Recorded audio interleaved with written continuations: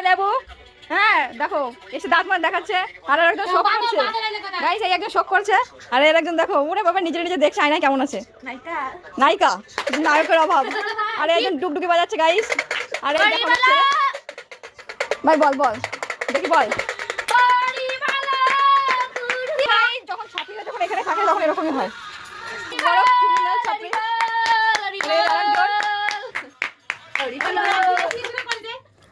সবার মনে দুঃখ, লেবুর মনে শুধু দুঃখ নেই গাইস।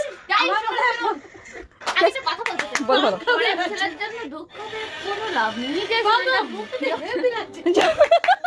ও দুঃখ পেলে লোকে কি লাগায় চোখে গাইস। না না দেখাই না, একদিকে থাক আর পুত্তি আরেকদিকে থাক। পূজা যেন কি করে দুঃখ হলে চোখে ঝন্ডু বাম লাগায়।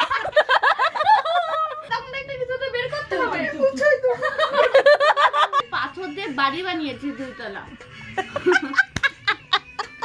আছে গাইস, গাইস পূজা হচ্ছে মনে এত জমে গেছে পাথর, সেই পাথর দিয়ে কিনা পাথরের তাজমহল বানিয়ে দিয়েছে। বল তোর তাজমহল দেখতে কিরকম সুন্দর। कौन है ये लोग,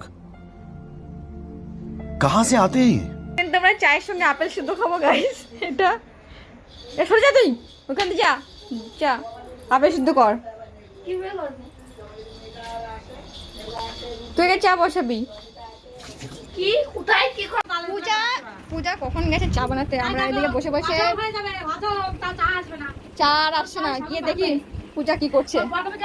এ পূজা ওই তোর এখনো চা হয়নি ভাই, তুই তো চা সবে মাত্র জল ফুটছে।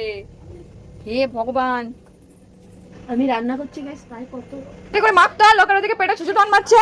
চাপাতে এটা হ্যাঁ দিয়ে ঢেকে রাখবো তো।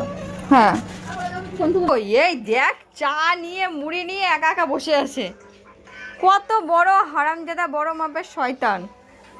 এই আর এই আর এক লুবি চলে এসছে আগে আগে গিলতে। শালা কোন বিস্কুট? এই দেখো লাদেনের টিম বসে পড়েছে। এই লাদেনের টিম এক জায়গা থাকলে যা হয় দেখো গাইস কিভাবে বসে পড়েছে। ভাই তো গাইস ওমা চা খেতে না খেতেই গামলা খালি। এই দেখো গামলা ধরে খাওয়া শুরু করে দিয়েছে একজন। এর একজন চায়ের কাপ সহ খেয়ে নেবে পুরো একদম। ওরে ভগবান।